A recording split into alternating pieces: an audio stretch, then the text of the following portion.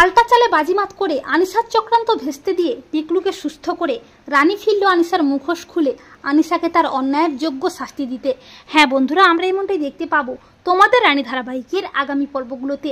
আনিসাকে Alok Sen phone করে জানায় পিকলুকে কোথাও খুঁজে পাওয়া যায়নি, এমনকি রানীর ডেড বডিও কোথাও পাওয়া যায়নি। তা শুনে আনিসা কিছুটা ভয় পেয়ে যায়। আনিসা মনে মনে ভাবে, তবে কি রানী বেঁচে গেল? রানী কি তবে পিকলুকে নিয়ে পালিয়েছে? কিন্তু না, রানী বাঁচবে কিভাবে?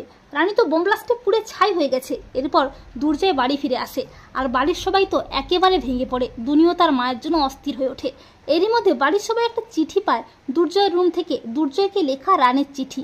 চিঠিটা হাতে নিয়ে দুর্জয় পড়ে। তাতে লেখা আছে, রানী তার ষষ্ঠ ইন্দ্রিয় দিয়ে আগেই বুঝতে পেরেছিল যে কোনো একটা মারাত্মক চক্রান্ত হচ্ছে, তাই রানী আগের থেকে সবটা প্ল্যান করে রেখেছিল। এমনকি রানী চিঠিটার মাধ্যমে বুঝিয়ে দেয় যে রানী এত সহজে শেষ হতে পারে না। রানী এবার আসছে অপরাধীদের মুখোশ খোলার জন্য। চিঠিটা পড়ে দুর্জয় অস্থির হয়ে ওঠে। দুর্জয় বুঝতে পারে তার রানী বেঁচে আছে। দুর্জয় বলে, আমি জানি আমার রানী বেঁচে আছে, ও ফিরবে, ও ফিরবেই, ও অপরাধীদের অন্যায়ের শাস্তি দিতে ফিরবেই। অপরদিকে দেখা যায় পিকলু সম্পূর্ণরূপে সুস্থ হয়ে ওঠে, আর রানীরও কিছু হয়নি। রানী একেবারে ঠিক আছে। রানী আনিসাকে পাল্টা চাল দিয়ে পিকলুকেও নিজেকে বাঁচিয়ে নেয়। রানী ও পিকলু দুজনে হাতে হাত মিলিয়ে বলে, আমরা এবার অপরাধীদের শাস্তি দেব। পিকলু বলে, রানী তোমার প্ল্যান মতো সবাই জানবে ডক্টর রানী দেবরায় মারা গেছে, আর এরপরেই আমরা নেক্সট প্ল্যানটা সাজিয়ে ফেলবো।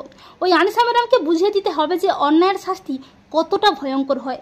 রানী বলে, হ্যাঁ পিকলুদা, ওই মুখোশধারী আনিসা এবার বুঝবে অন্যের সংসার ভাঙা, দুজন ভালোবাসার মানুষকে আলাদা করার শাস্তি কতটা ভয়ানক হতে পারে। এই রানী এবার ফিরবে আনিসার জীবনে ভয়ঙ্কর রূপে।